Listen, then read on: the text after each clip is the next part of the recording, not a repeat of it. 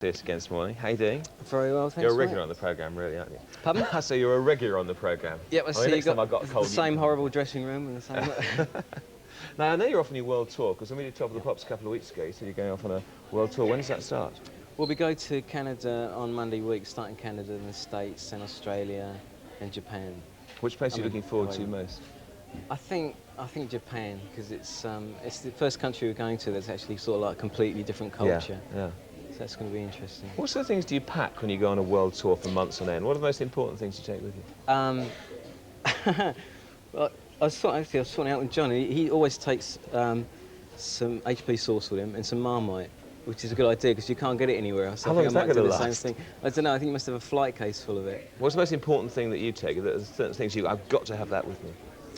I don't know. This sort of personal stereo, things like that, and just to make boring journeys a bit more bearable. Chess computer, things like that. Oh yes, your chess computer. Yeah, my trusty chess computer. We'll talk more about that another time, because we were just about to start talking about chess and then never actually... We've got some chess players in this morning, actually. Really? They're actually playing over there on the table at the moment, I think. Yeah. So you can go and challenge someone in a while. I was talking about a video just now that where you actually dress up and put different wigs on and things. That's a very brave thing to do, isn't it? Yeah, it was. It could have ended up. I mean, I do look a complete wally from start to finish, but at least I think everybody realises that I'm supposed to. Yeah, I think it's good that you've done that actually, because it was good fun. You can get away from the image and say, hey, people don't mind. He's going to let his hair down. If you excuse the expression. Yeah, right. I love the long one. I love the long one. Yeah. That's great.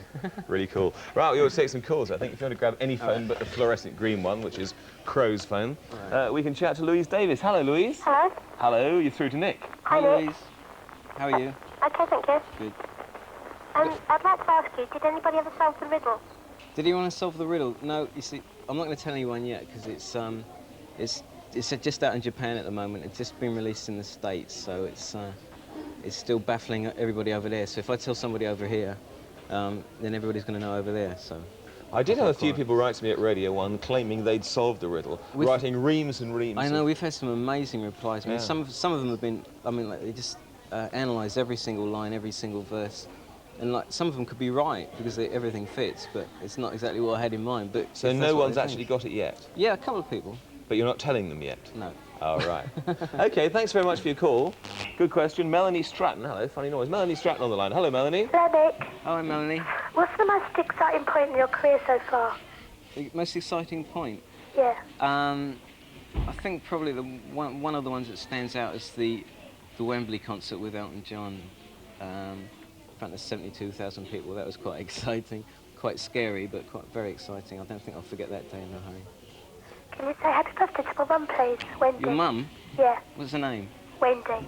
Hello, Wendy. Happy birthday. Right. Okay. Actually, at the Wembley concert, when Elton was on stage, they took a picture of him with a crowd behind. And on the Radio 1 calendar is a picture of me superimposed over the space where Elton was. Looks fantastic. Total spoof. Just that I tell you the real truth there. Lorne Roy on the line. Hello, Lorne. Hello? You're through to Nick. Hi, Lorne. Did your parents give you confidence and support when you told them that you wanted to go into the music business? Yeah, well, I never actually told them. It was sort of a big surprise when I turned on Top of the Pops one day. Oh. No, it's not true. Yeah, they did everything I've ever done. The same with my brother. It was basically all they've ever wanted us to do was something that made us happy. And I mean, I left school right in the middle of A levels, which is a very irresponsible and silly thing to do. But they could have done their nut about that. But they've given me encouragement right from the start, and they're still with me. All right. That's good. Thanks a lot. Okay, bye. Well done, Mr. and Mrs. Kershaw. Michelle Kramer on the line. Hello, Michelle. Hi. Hello, you're through to Nick. Hi, Michelle. Hi. How long does it take you to get ready for a concert? To get ready for a concert, well, it starts about 4 o'clock when we go to have the sound check. Then there are probably some interviews to do, so I go and do those in the venue somewhere. And then we go and have a meal, because we've got a caterer on tour with us who cooks for us. We go and have a meal. And then there's usually about an hour or so before the concert, and I just sort of pace up and down for about an hour and get changed and stuff. Do you have a lucky mascot? Yeah, one or two of various things that get thrown at me. There's one sort of animal, I can only describe it, which was given to us right at the beginning of rehearsals when I first met the band and everything. So that's been with us ever since. And it wasn't there one night, and lots of things went wrong. So we made sure we could carry that about. Thanks for your call. Okay. And Daniel Berg on the line. Hello, Dan. Hello. You're through to Nick. Hi, Daniel. Hello. Do you read the articles in the papers and magazines about yourself? If so, do you get upset about some of the comments? I did at first, but then you start thinking, well, there's no point in taking it personally because they don't know you anyway. So it doesn't bother me anymore. No, I don't actually read them anymore. I just get told about them from other people. So no, it doesn't bother me at all. Could you give my sister a kiss who's been ill with glandular fever? How do I do that? It's a bit difficult from Blow her a There she kiss. is. What's her name? Natalie Berg. Right. Hello, Natalie. Get well soon. Now you've got glandular fever. Right, Chris Michael on the line. Hello, Chris. Hello. Hi, Chris. Hello. When you first started out, did you achieve instant recognition or was it kind of like a struggle to get noticed? Well, it depends when you think I started out, because I sort of started when I left school in bands and stuff, and it was quite a few years before I actually got a record contract, so it wasn't really instant recognition.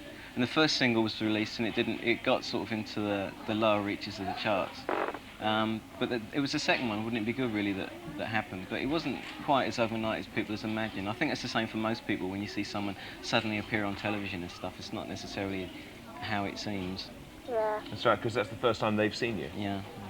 Okay, thanks for your call. Okay. Bye-bye. Bye. Bye. Sorry for trying to get through and couldn't, but we don't have time for any more, but we do have your bargain. Yes? Well, we have some of them, yes. It's a bit of an embarrassment. I don't mind. Here we have I'm always embarrassed. Le Riddle, which I will duly sign and everything, and the first one, Human Racing. Right. And here also is this wonderful, as you can see, this wonderful framed yes. exhibition thing of Wide Boy, which Does that I will mean the one duly down sign. there on the floor? Oh, this one. Oh, right. Here it is. Who did that? Sneak up. I saw it slide There in, it you is. see. There it is, which I will duly sign, which my manager's very sick about it because he wanted it. It's nice, that, isn't it? Yes, there's a few 12, excuse me, Right. going down. It's 12-inch Wide Boy, 12-inch of the Riddle. Super. And also I thought it'd be a nice idea that, as I say, we're going on this world tour. And whoever wins it, if you let me know who wins it, I'll send them a postcard from the various countries that we get to. Oh, that's nice. That's nice. So you could win a postcard and say, oh, Nick sent me another postcard, friends. Right, okay, and you've got a question, haven't you? Yes. Have you? Right. It's about chess, funnily enough. There's only ever been one American world champion. Can you name that world champion? Okay, one American world chess champion this century. This century. Right, one world American chess champion right. this century. Right, answers on a postcard to Saturday Superstore, BBC Television, London W12 8QT. Only one American who won the World Chess Championship this century.